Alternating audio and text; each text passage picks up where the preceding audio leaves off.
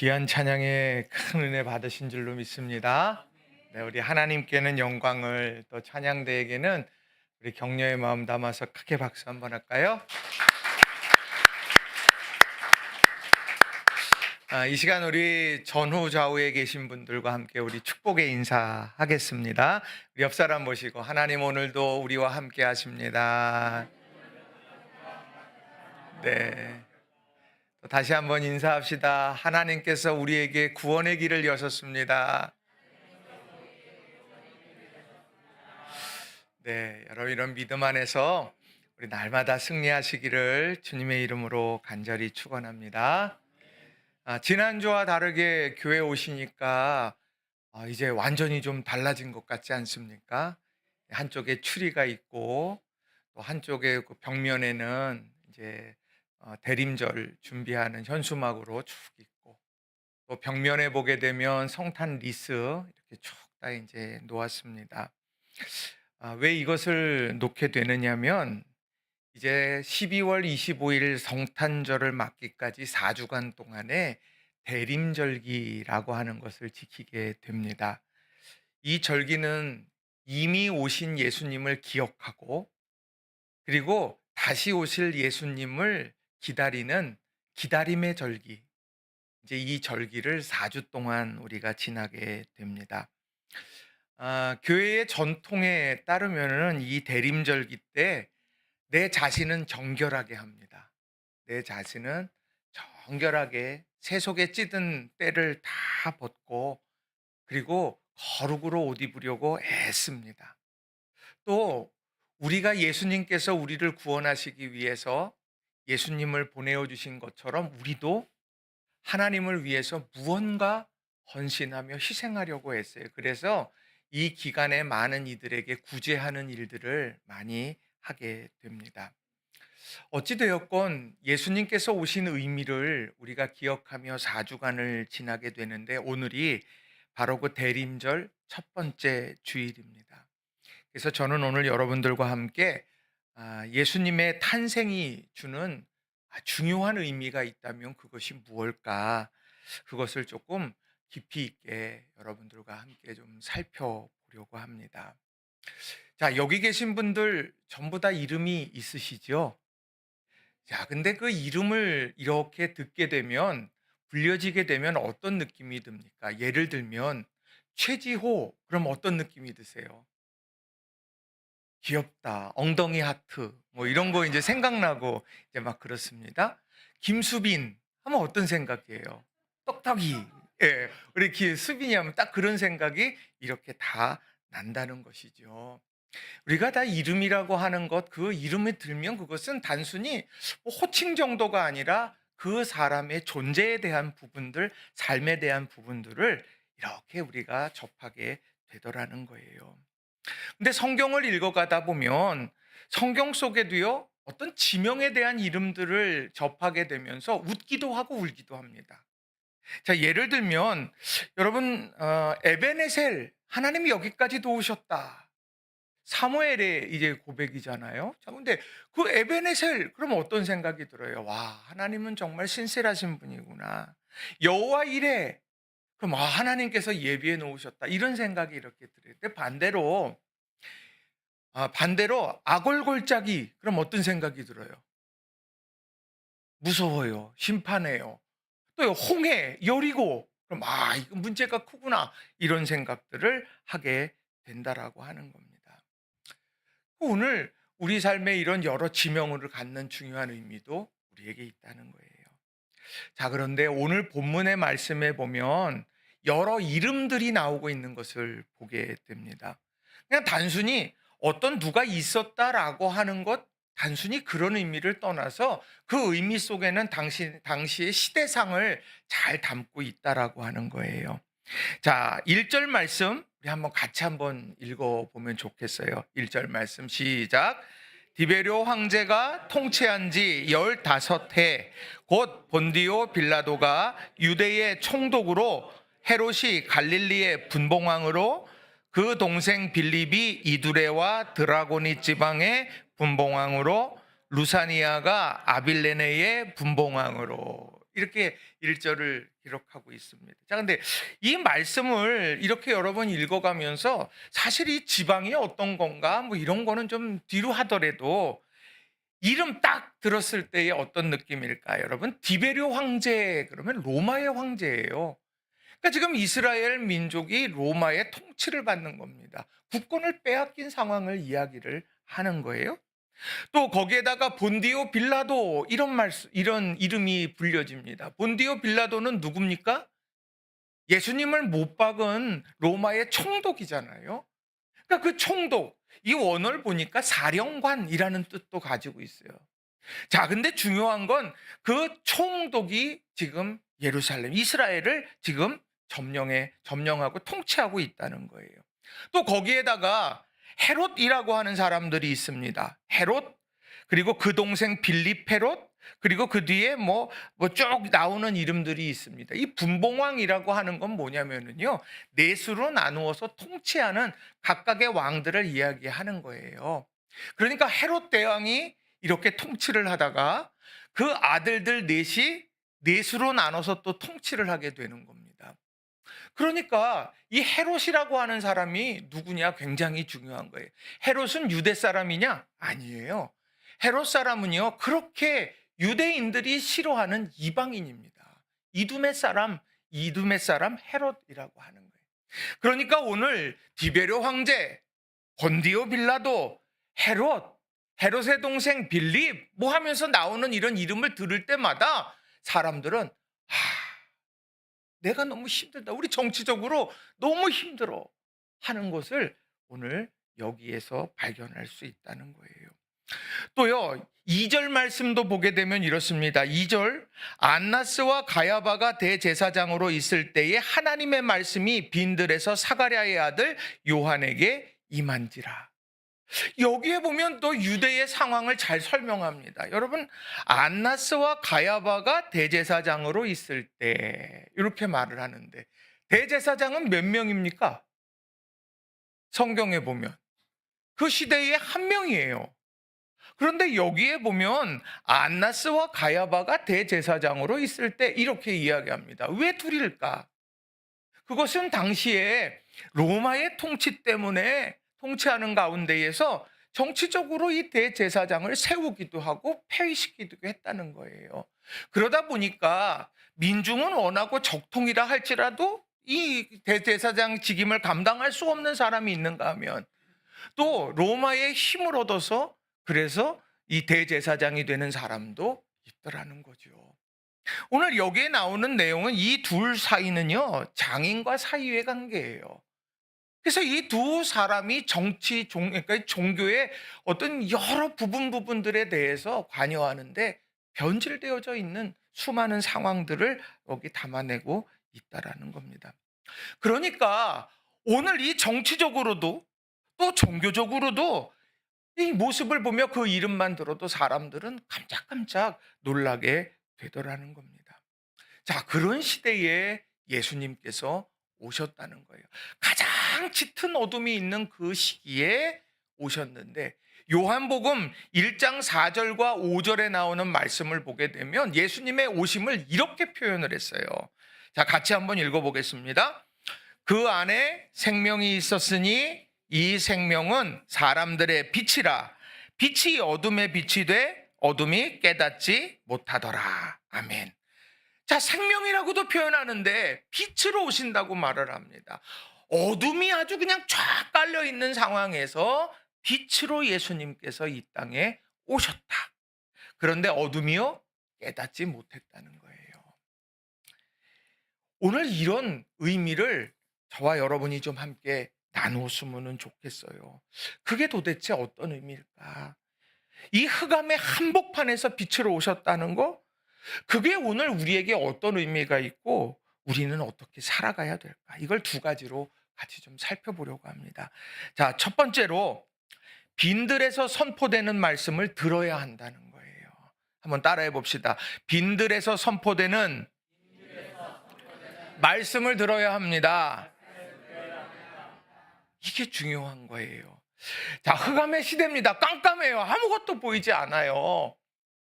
정치적으로도 종교적으로도 어디에 기댈 데가 없어요. 그런데 그런 상황 속에 하나님의 말씀이 들려졌다는 거예요. 자, 2절에 보면 안나스와 가야바가 대제사장으로 있을 때에 하나님의 말씀이 빈들에서 사가랴의 아들 요한에게 임한지라. 예루살렘이 아니었어요. 베들레헴도 아니었고요.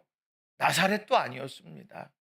어디에서 이 말씀이 임했냐면 빈들에서 임했다라는 거예요. 빈들이 어딜까요? 그래서 성경 말씀을 준비하면서 빈들과 관련되어지는 이런 여러 본문들을 좀 살펴봤습니다. 빈들, 그 빈들에 대해서 이야기할 때 호세아서 2장 14절부터 16절에 보니까 이렇게 말씀을 하더라고요. 자, 새 번역으로 제가 좀 읽어드리겠습니다.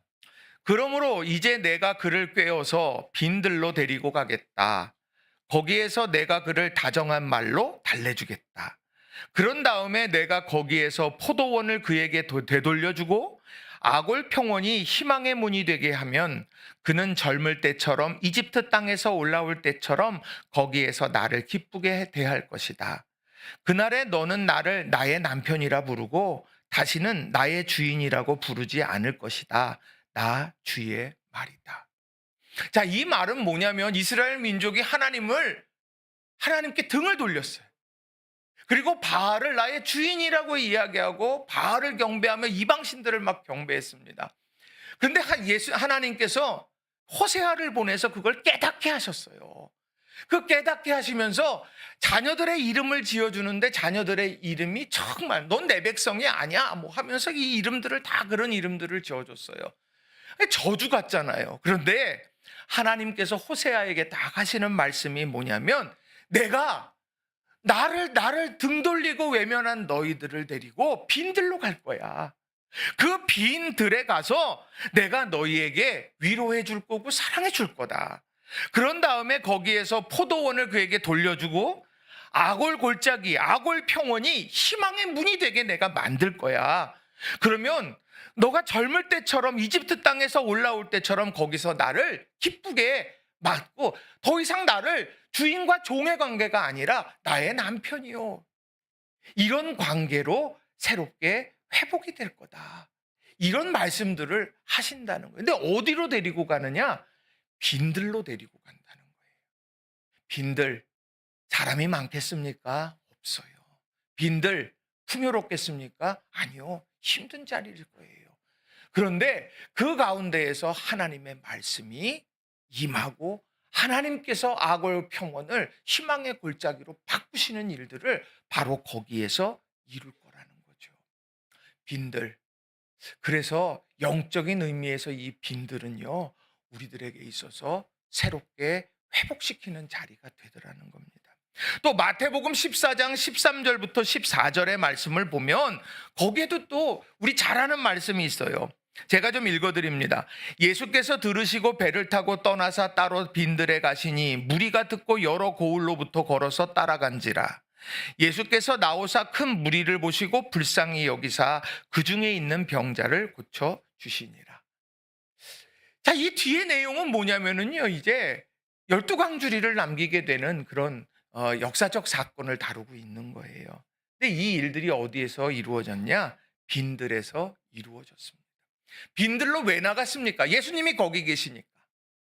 예수님이 거기서 뭘 하셨습니까? 병자들을 고쳐주셨어요. 말씀하셨어요. 그 말씀을 듣다 보니까 해가 뉘엿뉘엿 져지고 그리고 하나님 말씀 따라서 갔는데 배가 고파. 힘들어. 어떻게 이 5천 명을 다 먹여? 제자들도 난감하고 그리고 함께하는 사람들도 어려운 상황에 놓여졌다는 거예요. 그런데 바로 그 자리에서 예수님께서 오병이어의 기적을 통하여서 저들에게 너희가 주님을 따라 살아가는 삶의 자리에 내가 함께할 거다. 그리고 내가 너희를 먹일 거다. 라고 하는 말씀을 분명하게 기적을 통해서 보여주시더라는 거예요. 빈들, 그러니까 빈들이라고 하는 것은요, 우리들에게 주님과의 관계가 회복되어지는 거룩한 자리인 거고, 그 빈들은 주님을 믿고 따라가는 이들에게 보여주신 기적을 체험하는 자리가 빈들이라는 거예요. 근데 보여지는 빈들은 너무도 황량한 겁니다. 그 믿음의 눈을 우리가 가져야 한다는 거예요. 근데 오늘 본문은 그 빈들에서 말씀이 들려온다는 거예요. 그 빈들에서 말씀이 임했고 그리고 회복이 시작됐다는 겁니다. 여러분, 힘들고 어려운 빈들에 혹시 여러분 서 계십니까? 아, 여긴 내가 빈들이 아무리 둘러봐도 이거 황량해. 여기서 무슨 소망이 있어? 아골골짝처럼 이거 어떻게 여기 그런 자리 있으세요? 그게 빈들이에요. 근데 하나님은요, 그 빈들의 자리에서 오늘 우리를 회복하고 우리에게 믿음을 지키며 나아가는 이들에게 반드시 세워주시는 기적의 역사를 이루신다는 겁니다. 이게 성경이 우리에게 보여주는 중요한 메시지가 되더라는 거예요. 자, 그런데 오늘 그 빈들에서 말씀이 임했는데 어떤 말씀이 임했느냐? 자, 누가복음 3장 4절 거길 같이 한번 읽어보겠습니다. 누가복음 3장 4절 시작. 선지자 이사야의 책에 쓴 바 광야에서 외치는 자의 소리가 있어 이르되 너희는 주의 길을 준비하라 그의 오실 길을 곧게 하라. 아멘. 자, 어떤 말씀이 전해졌느냐? 우리가 귀로 듣지는 못했지만 말씀 속에서 우리가 딱 알 수 있는 건 뭐냐? 선지자 이사야의 책에 쓴 바 광야에서 외치는 자의 소리가 있어.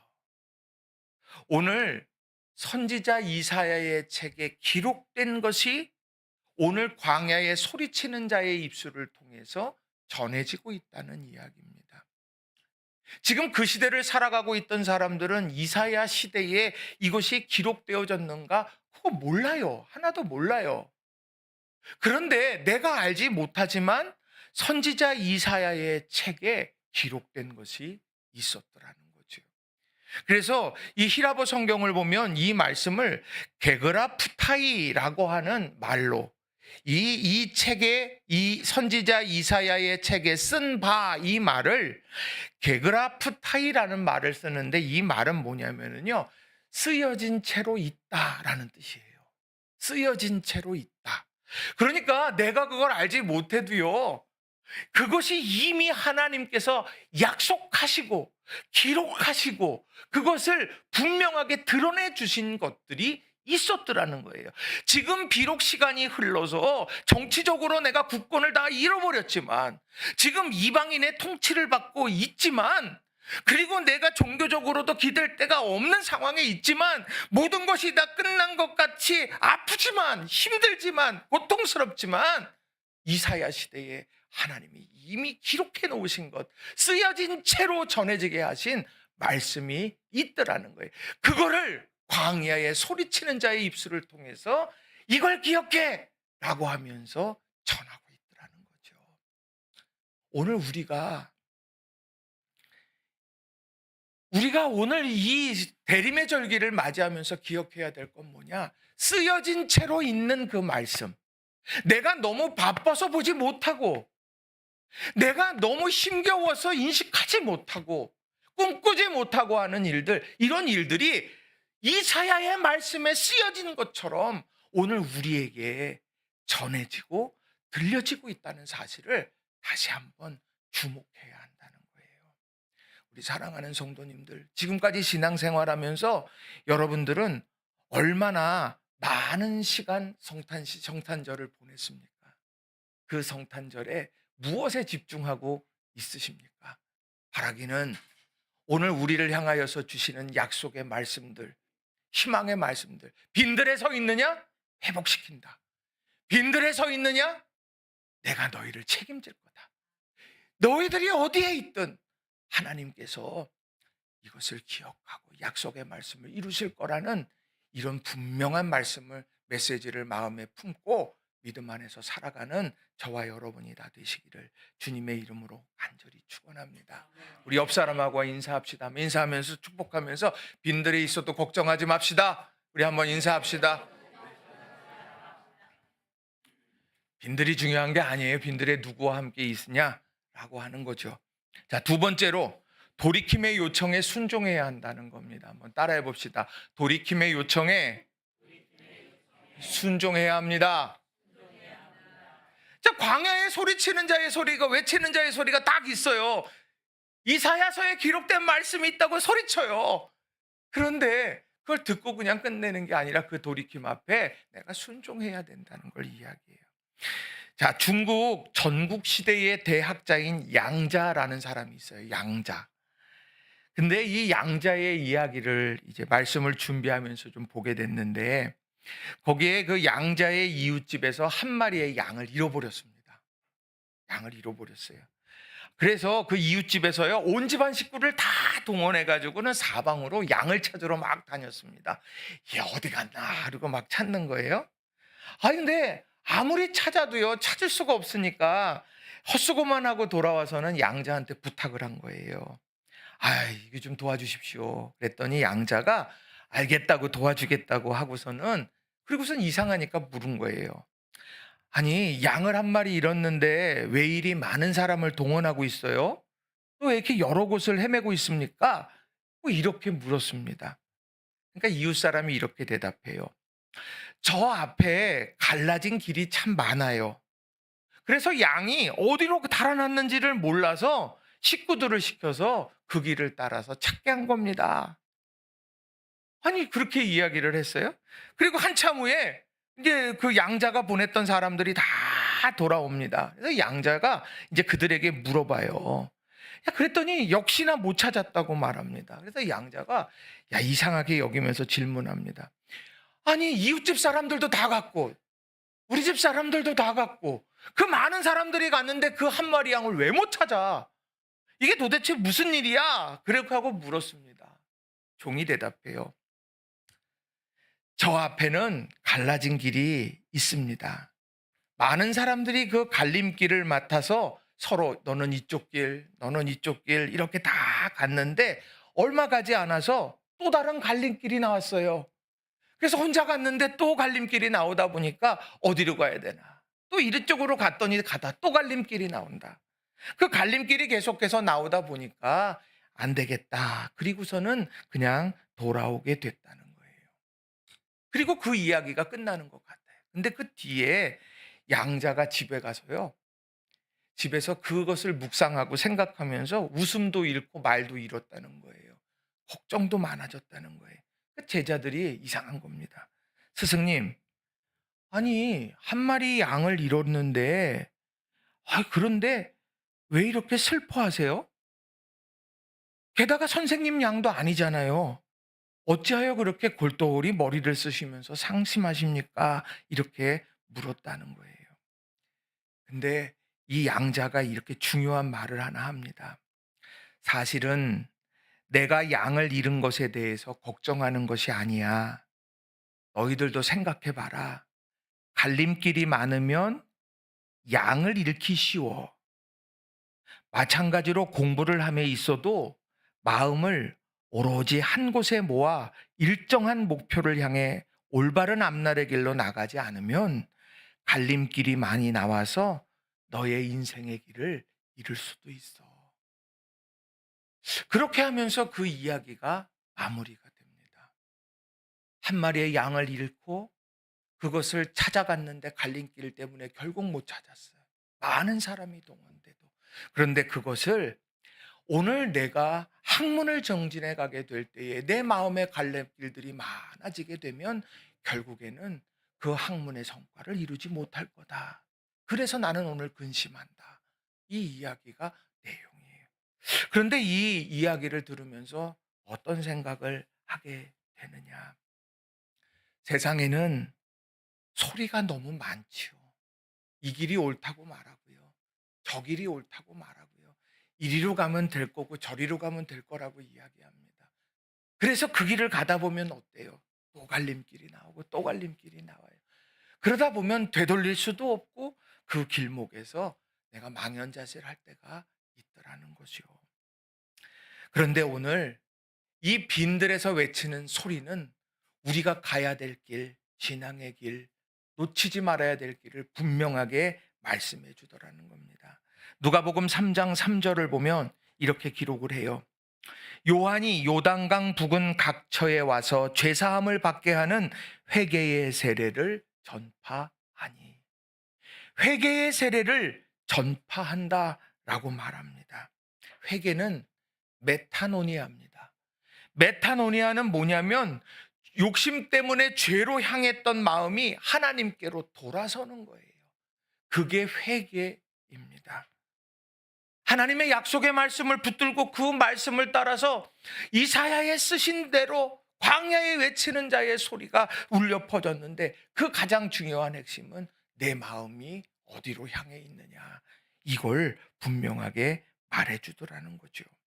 그리고 난 다음에 마음이 주님께로 향했다고 하면 해야 할 일이 무엇인가를 4절부터 6절에 너무도 자세하게 설명해 주고 있다는 겁니다. 제가 좀 읽어드립니다. 누가복음 3장 4절부터 6절. 선지자 이사야의 책에 쓴 바 광야에서 외치는 자의 소리가 있어 이르되, 너희는 주의 길을 준비하라. 그의 오실 길을 곧게 하라. 모든 골짜기가 메워지고 모든 산과 작은 산이 낮아지고 굽은 것이 곧아지고 험한 길이 평탄하여질 것이요 모든 육체가 하나님의 구원하심을 보리라 함과 같으니라.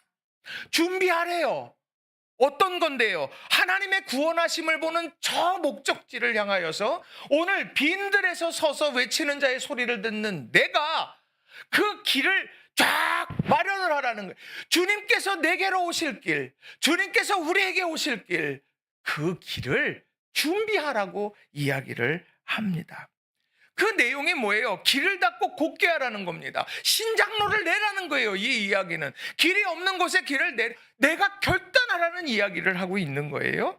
자, 모든 골짜기는 메워지고, 이 얘기는 뭐냐면 골짜기가 높으면, 이 봉우리가 높으면 골짜기는 깊어지는 겁니다. 기대가 높았어요. 막 높은 자리까지 올라가세요. 한순간에 떨어지면 그것이 상처가 되는 것 아닙니까? 그러니까 이런 깊이 패인 골짜기야 상처, 이걸 메우라고 말을 합니다. 그 메우는 거 어떻게 메울까요? 성령께서 메워주시는 거예요. 성령의 위로하심으로 메워지는 거예요. 그 상처를 치유하라고 우리에게 말하는 겁니다. 높은 산은 낮아지고 작은 산은 눕혀지라고 이야기를 합니다. 교만을 내려놓으라는 거예요. 우리가요, 나 이러니까 대단한 사람이야, 나 이러니까 너 엄청난 사람이야, 그래서요, 나 이것도 가지고 저것도 가진 사람이야, 그래서요, 어떡하라고? 우린 하나님 앞에 죄인인데, 우리 하나님의 구원하심 없이는 살 수 없는 사람인데, 그 이야기를 우리에게 하는 거예요, 하나님. 주님의 오실 길을 준비한다? 다른 거 아니에요. 정말 내가 누군지 길을 닦고 곧게 하라. 길을 내 결단을 우리가 하면서 나아가는 거예요. 주님께서 길을 내주셨습니다. 그 길로 나아갈 결단이 우리에게 있어야 되는 거예요. 모든 골짜기가 메워져. 나 상처가 있는데 이 상처 언제까지 안고 가겠어요? 나 어릴 때 받은 상처가 이게 있어. 그래서 나는 이 순간만 되면 내가 막 터져나와. 내가 그래서 공격적인 거야, 내가. 그래서 그것 때문에 내가 막 견딜 수 없어져. 언제까지 그러실 건데? 그 얘기를 하고 있는 거예요, 지금. 상처 있어? 여러분, 건강검진에서 문제가 나오면 그거 가만 놔둡니까? 아, 내가 이게 있구나, 그래요? 치료하죠. 마찬가지인 거예요. 주님의 오실 길을 준비한다는 건 다른 게 아니에요. 아, 이게 내 안에 상처가 있구나. 나도 알지 못했는데 이게 내 아픔이 여기에서 나를 오늘도 힘겹게 하는구나. 그거 주님 앞에 맡기는 거예요. 기도하는 거예요. 거기에다 높은 산은 낮아지고 작은 언덕 높아져. 주님 앞에 우리는 모두가 다 죄인, 구원받은 자일 뿐인 거예요. 우리가 더 높은 자리에 있다? 행복한 거예요. 왜요? 하나님 하시는 일, 귀한 일들 이루어 갈 거니까. 저는 우리 교회 아이들, 청년들이 정말 저 높이 막 영향력 있는 자리에 올라가기를 전 늘 기도해요. 왜요? 그를 통해 할 일이 많거든요. 하나님 기뻐하시는 일들이. 그런데요, 그건 기회 주셨음에 감사하고요, 하나님 열어주시니 감사, 그러면 되는 거예요. 거기서 나 이런 사람이야. 아니요, 그걸 내려놓는 거예요. 내가 똑똑하면 얼마나 똑똑해요. 내가 얼마나 지혜로워. 우리는 이 성탄절에 내가 주님 앞에 겸손한 모습으로 서 있는가 돌아보는 게 우리에게 중요한 거예요. 그게 내가 주님을 향하여서 가는 길을 마련하는 그런 귀한 거룩한 발걸음이 된다라고 하는 것입니다. 우리가 신앙생활하면서 모태신앙인 분들은 지금 나이가 성탄절을 맞이한 그런 그 횟수겠죠. 그런 횟수. 그리고 중간에 믿으신 분들은 또 그걸 헤아려 보다 보면 이만큼이야 이렇게 될 거예요. 제가 말씀 준비하면서 제가 어린 시절에 성탄절에 했던 거가 뭐가 있냐 했더니 전기 게임이 생각나더라고요.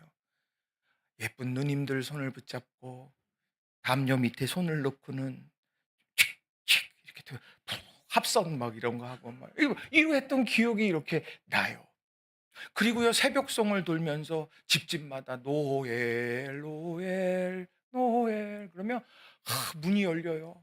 그리고 집사님 권사님들이 나오면서 초코파이도 주고 뭣도 주고 그렇게 해요. 그러면서 내일 교회 학교 애들 이거 주세요 그렇게 해요. 그럼 그걸 받아서 고스란히 갖다 놔야 되는데 배달 사고가 항상 나요. 맛있는 것도 꺼내 먹고 그러면서 이렇게 하다가 그 다음 날 딱 되면 그래서 이게 전부입니다 이러기도 하고. 근데 시간이 지나게 보니까 그렇더라고요. 그 옛날에는 봉고 타고 쭉 다니다가 연인들이 막 24일 그 성탄절 전야에 막 다니면은 메리 크리스마스 그러면은 언제 봤다고 서로들 막 메리 크리스마스 막 이래요. 다음에 볼 사람도 아니잖아요. 지나가는 사람들인데. 왜 그랬던 기억만 나는 거예요. 정작 날 돌아봤나? 내가 주님의 오실 길을 준비하기 위해서 결단한 게 있나? 내가 움켜쥐고 나만 위해 살았는데 내가 정말 내 곁에 있는 아파하는 사람들을 내가 관심 갖고 돌보았나? 이런 생각을 해보니까 부끄럽게 그지 없더라고요. 여러분, 이 성탄절기, 대림절기를 지나면서요, 우리 옆에 있는 분들을 정말 뜨겁게 사랑했으면 좋겠어요. 또 그게 부담스러우면 잠잠히 사랑하세요. 어찌 되어졌든 옆에 사람들을 쫙 보면서 가족들 더 사랑하시고 또 직장 동료, 일관계로만이 아니라 우리가 한번 우리가 한번 격려하고 응원할 수도 있고 그렇게 우리가 삶을 살아가는 저와 여러분이 다 되시기를 바랍니다. 우리 옆 사람하고 보고 한번 인사해 봅시다. 저기 인사하면서 내가 당신을 무지 사랑하오. 그럼 한번 해봅시다. 네. 네. 네. 지금 속으로 목사님 이런 건 좀 안 시켰으면 좋겠어. 근데 그렇게라도 해야 그 말을 내가 지키거든요.